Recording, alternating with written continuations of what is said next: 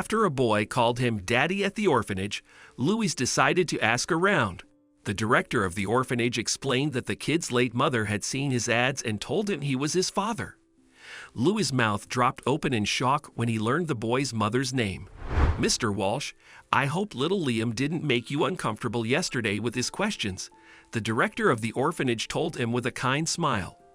Louis Walsh was sitting in her office, asking about the boy and why he was sure Louis was his father.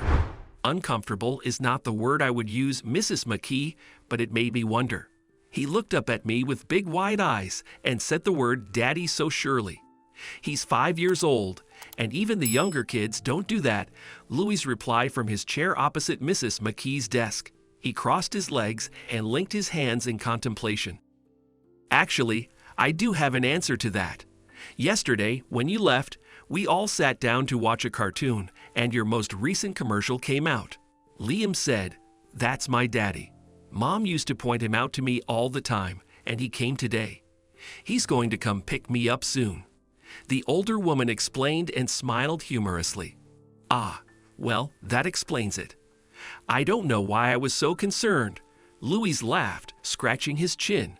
He was the co-founder of a major gym in Scottsdale, Arizona. He and his partner started with one location, but they were up to 20 in the entire state with plans for an even bigger expansion. It was safe to say Louis was loaded. Furthermore, he was also the image of their business. He appeared on campaign ads all the time. It was mostly on social media, but his marketing strategy suggested paying for a few TV spots as well. They had been running for years. "I'm sorry that kid lost his mom. Can you tell me her name?" Louis asked. "We don't normally release that information, but I can make an exception for you, Mr. Walsh," Mrs. McKee said and started typing away on her computer.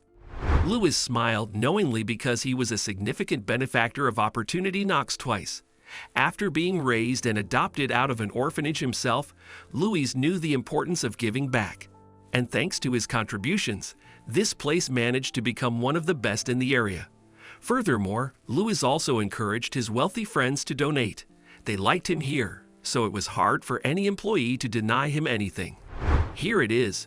Mrs. McKee pulled him away from his musings. Her name was Marissa Woods. "There's no record of any father or other family. So, Mr. Walsh, if you know of anyone who would like to adopt little Liam, we'd be so grateful." But Louis was not listening to the woman anymore. Marissa Woods was the name of his old girlfriend. They dated around 6 years ago. "This can't be happening." He breathed and stood up to exit Mrs. McKee's office. "Mr. Walsh, is everything okay?" The woman called to him, but Louis kept going. He got in his car and drove away. He went to his favorite restaurant, owned by his buddy Andrew. They sat down at the bar and started talking. Louis told him everything that had just happened. Andrew pursed his mouth for a few seconds before he spoke up. "He could be yours. What are you going to do?"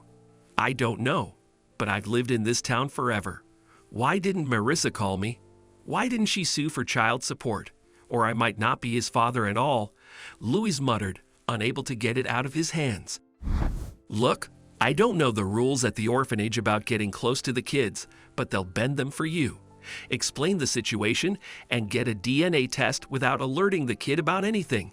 You need to know the truth officially before you drive yourself crazy," Andrew explained logically. Louis knew his friend was right, but he was scared. He wasn't ready to be a father, much less a single dad. But yes, he had to know if his suspicions were true. Mrs. McKee was surprised to see him back. "Mr. Walsh, why did you leave like that?"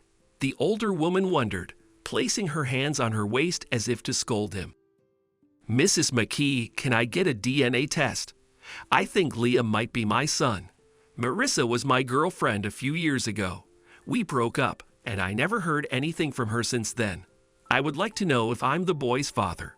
Although I would appreciate it if you didn't tell him, so he doesn't get his hopes up," Louis requested earnestly.